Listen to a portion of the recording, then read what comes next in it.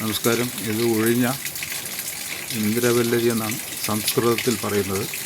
ഇതിന് ഇങ്ങനെ ഒരു നല്ലൊരു ഗാനമുണ്ട്. ഇന്ദിരവല്ലരി പൂച്ചൊടി വരും സുന്ദര ഹേമന്ത രാത്രി. രാത്രിയിൽ നക്ഷത്രത്തെ കണ്ടപ്പോൾ ഇന്ദിരവല്ലരി പൂവാണെന്ന് തോന്നി.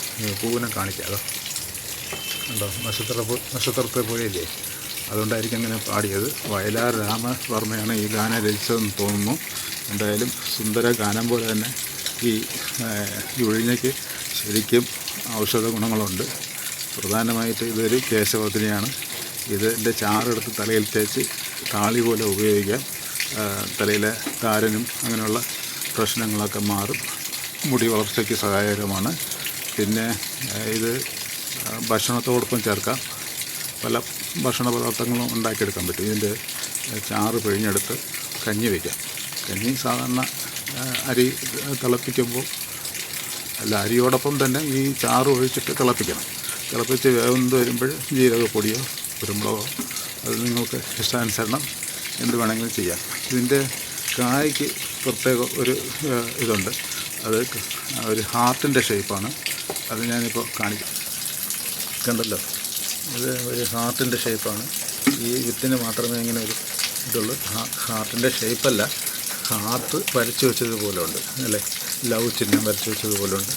അത് ഈ കാ പൊളിക്കുമ്പോഴേ അറിയാവൂ. കാ നല്ല വിളഞ്ഞു വരുമ്പോഴാണ് ഇങ്ങനൊരു ചിത്രം അതിലുണ്ടാകുന്നത്. അപ്പോൾ പിന്നെ ഏറെ ഗുണങ്ങളുണ്ട്. ഇത് ദശപുഷ്പങ്ങളിലൊന്നാണ്. പൂജയ്ക്ക് ഉപയോഗിക്കുന്നുണ്ട്. ഈ കർക്കിടക മാസത്തിലാണ് ഇതിൻ്റെ പ്രാധാന്യം. കർക്കിടക കഞ്ഞി ഉണ്ടാക്കുമ്പോൾ ഈ ഒഴിഞ്ഞ ഉപയോഗിക്കുന്നുണ്ട്. പിന്നെ സ്ത്രീകൾക്ക് അസുഖങ്ങൾക്ക്, അതായത് സ്ത്രീ സംബന്ധമായ അസുഖങ്ങൾക്ക്, ആർത്തവ സംബന്ധമായ അസുഖങ്ങൾക്ക്, പ്രസവരക്ഷയ്ക്ക് എല്ലാം ഈ ഒഴിഞ്ഞ ഉപയോഗിക്കുന്നുണ്ട്. പിന്നെ വളരെ ഗുണമേന്മയുള്ളതാണ്.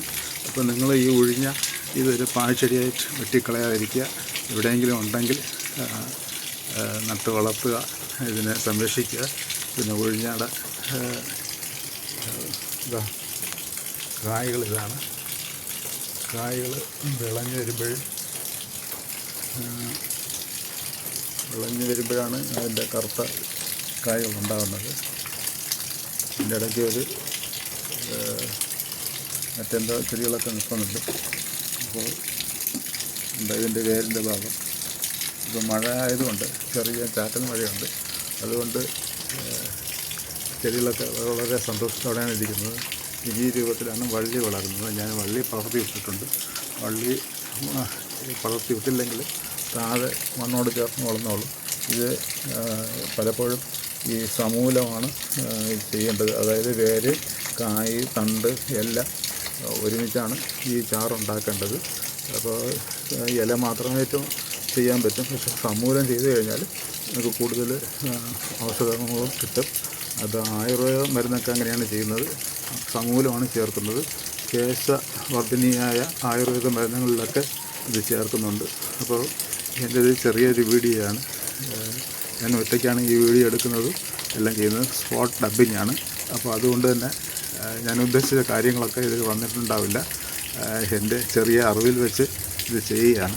അപ്പോൾ ഇത് നിങ്ങൾക്ക് താല്പര്യമുണ്ടെങ്കിൽ ഇത് ഷെയർ ചെയ്യുക, സബ്സ്ക്രൈബ് ചെയ്യുക, സഹായിക്കുക. എൻ്റെ യൂട്യൂബ് ചാനൽ വളർന്നു വരട്ടെ. എനിക്കിതിൽ വലിയ പണത്തിനോട് താല്പര്യപ്പെട്ട് ചെയ്യുന്നതല്ല. എൻ്റെ അറിവ് പങ്കുവയ്ക്കുക, ജനങ്ങൾക്ക് പങ്കുവയ്ക്കുക എന്നുള്ളത് മാത്രമാണ്. ബാക്കി കാര്യങ്ങളൊക്കെ ദൈവം നിശ്ചയിക്കും അല്ലേ. നമ്മളെ വരുമാനവും നമ്മളെ ഉയർച്ചയൊക്കെ നമ്മൾ ശ്രമിക്കുക. അപ്പം നിങ്ങൾ സഹായിക്കുക. ഓക്കെ, നന്ദി.